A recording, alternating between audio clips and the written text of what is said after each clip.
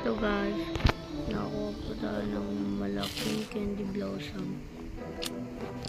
Titignan po natin kung magkano po yung ano na. Wow, 1 billion po guys. Yung isa pong candy blossom, ito po, magkano po kaya ito? Kahit di po yan gold guys. 4 billion po guys. Titignan po natin sa kung gold.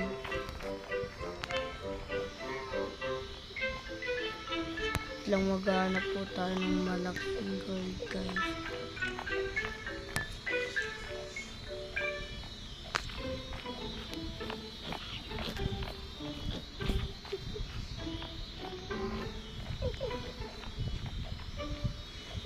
Hindi po tayo makaano. Oh! Kukulit ko na po lahat guys. May nanghihingi po ng candy blossom yung kapatid ko po.